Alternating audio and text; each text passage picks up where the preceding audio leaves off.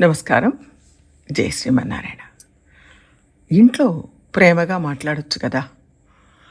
మన మాటలు ముందు ప్రేమగా ఉండాలి, 2 వాస్తవంగా ఉండాలి. మొదటిది ప్రేమపూర్వకంగా మాట్లాడాలి, 2 వాస్తవాన్నే మాట్లాడాలి. చెప్పే విషయంలో వాస్తవం ఉన్నప్పుడు కఠినంగా మాట్లాడితే తప్పే ఉంది అనుకోకూడదు. విషయం ఎట్లా మాట్లాడినా విషయంలో వాస్తవం ఉండాలి కదా. దానిని ప్రధానంగా చూడాలి. ప్రేమగా మాట్లాడినంత మాత్రాన సరిపోతుందా? ఇంకా చెప్పబోతే ప్రేమగా మాట్లాడేవాళ్ళు మన దిశను మారుస్తారు. మనల్ని మాయలో పడేయచ్చు, రకరకాలుగా మనల్ని వాడుకోవచ్చు కూడా. అందుకని బాగా మాట్లాడుతున్నారు కదా అని మనం ఆ మాయలో పడొచ్చా అంటే 2 కోణాలు చూడాలి.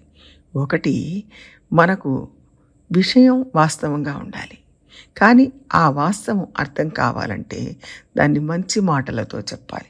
కోపంగా చెప్పడం వల్ల అది మన మనసుకు పట్టదు. గట్టిగా అరిచి చేదుగా కోపంగా చెప్తే వినేవాళ్లకు వినబుద్ధి కాదు, అర్థం చేసుకోలేరు. కాబట్టి మాట తేగా ఉండాలి, నిదానంగా ఉండాలి. అందుకని అబద్ధం కాకూడదు, అందులో వాస్తవం ఉండాలి. తీయటి మాటలతో విషం కూడా తినిపించవచ్చు, కఠినంగా మాట్లాడితే అమృతం కూడా తినిపించలేము అని పెద్దలు అంటారు. వినడానికి ఇష్టం లేని వాళ్ళైనా సరే, కోపంగా ఉన్నవాళ్ళైనా సరే, తీయగా నిదానంగా చెప్తే వింటారు. దీనికి సంబంధించి వాంగ్ మాధుర్యమే సర్వలోక ప్రియత్వం, వాంగ్ పారుష్యమే సర్వలోక అప్రియత్వం అని ఒక సంస్కృత శ్లోకం ఉంది. వాక్కుల మాధుర్యం ఉంటే అందరూ వింటారు. వాక్కుల మాధుర్యం లేకపోతే ఎవరూ వినరు, అందరికీ కోపం వస్తుంది. కాబట్టి ఏది చెప్పినా వినేవాళ్లకు ప్రియంగా ఉండాలి. అందుకని ఎవరైనా ఒక అబద్ధం తీయగా చెప్తే అవును కాబోలు అని అనుకోవద్దు, అది తప్పు. వాస్తవమే మాట్లాడాలి, తీయగానే మాట్లాడాలి. వాస్తవమే చెప్పినా ప్రియంగా చెప్పాలి. ప్రియంగా చెప్పమన్నారు కదా అని అవాస్తవం చెప్పకూడదు. కోకిల గాడిద సామెత మనందరికీ తెలుసు.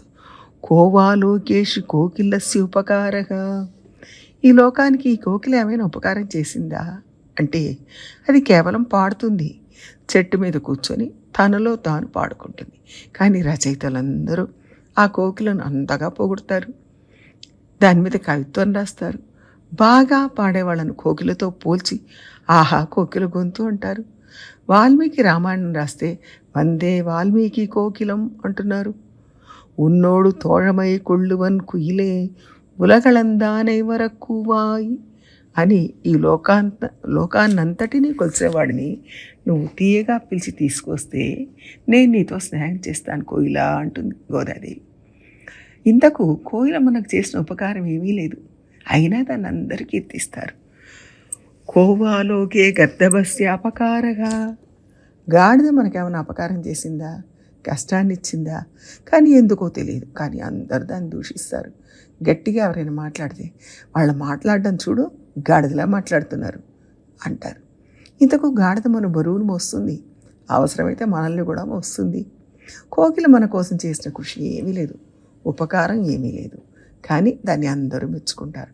అబ్బా ఆ అమ్మాయి కోకిలలాగా ఎంత బాగా పాడుతుంది అంటారు. అదే అమ్మాయి సరిగా పాడకపోతే వెంటనే అబ్బే గార్ధబ స్వరం అనేస్తారు. ఆ గొంతులో ఉన్న మాధుర్యం వల్ల కోకిలకు మంచి పేరు దక్కింది. గొంతులో ఉన్న బండతనం వల్ల గాడిదకు చెడ్డ పేరు వచ్చింది.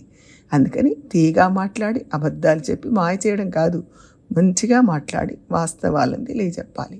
వినేవాళ్ళు కాస్త చెవులు సాగించి వినాలి అంటే మాట కరుకుగా కాక కొంచెం తీయగా ఉండాలి. అట్లా మాట్లాడితే మొండి వాళ్ళు కూడా వింటారు. వాస్తవాన్ని మాట్లాడడమే మంచిది. తెలియని వాళ్ళు కూడా వింటారు. ఎప్పుడు వినేవాళ్ళు ఇంకా అందంగా ఆనందంగా అర్థాలను గ్రహిస్తారు.